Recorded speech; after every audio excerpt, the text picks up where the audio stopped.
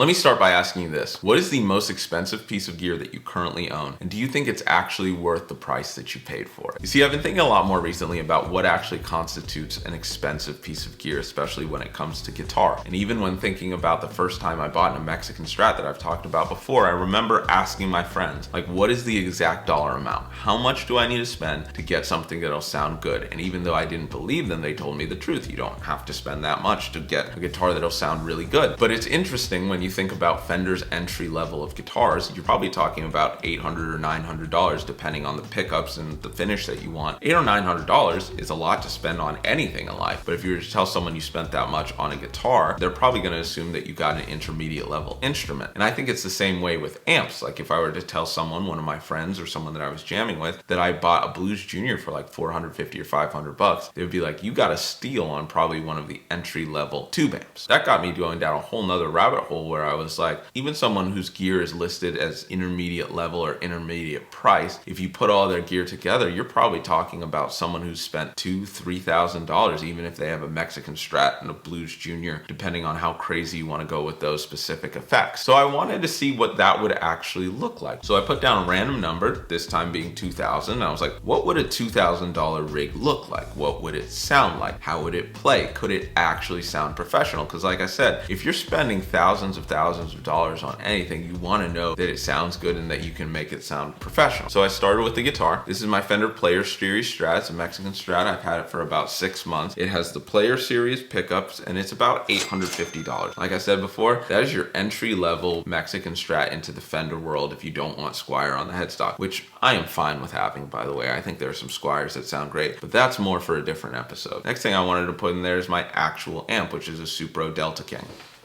I'm gonna put this amp in my lap because I actually want to show you. It's not necessarily the biggest amp that I've owned, but it's probably the best that I've owned for like bedroom uses. It comes in about $650, so $650 plus $850. Let me do some math real quick. We're looking at I would like to take this point in the video to very quickly apologize to you, the viewer, for my lack of quick mathematical skills. It is completely unacceptable. Make sure to subscribe to give me the motivation. Go and learn more mental math. We're looking at about $1,500 so far, and that's just for your guitar and your amp. I'm gonna go put this down because it's kind of heavy. And I'm gonna give you a little surprise because for 500 bucks, I was thinking that I was gonna show you some different pedals, like a Crazy Tube Screamer, along with a DS1, and then put a reverb in there, and that alone, literally 3 pedals, is probably over 500 bucks, but I wanted to get the most out of this in like a recording sense. So 500 bucks, put it into a microphone. It's a really good investment, I think. And I think it's one of the things that guitar players like get about, especially if you want to do like recording purposes. So I have here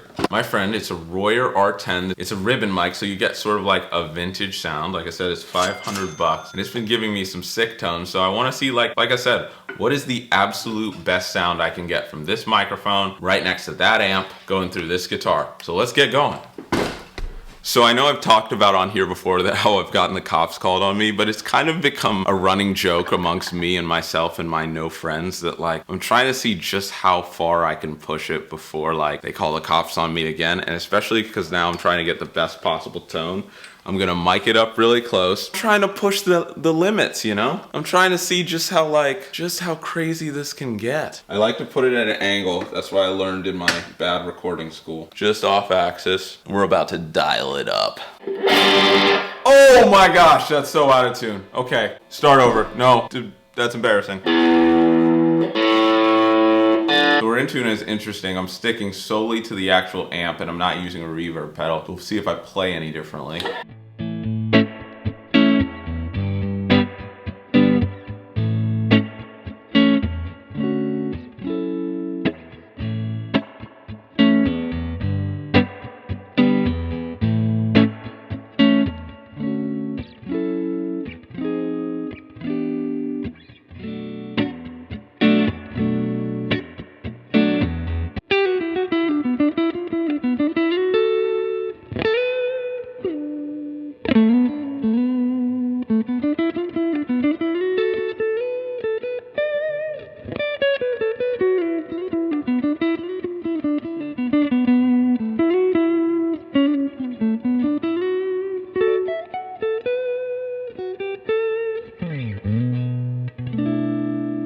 Since I'm giving myself these limitations, one of the things I'm trying to do is kind of like play with the EQ settings and kind of play with the mic placement to see how I can really get these different tones. So pretty much set the reverb to full and I back the mic away a little bit. I got this.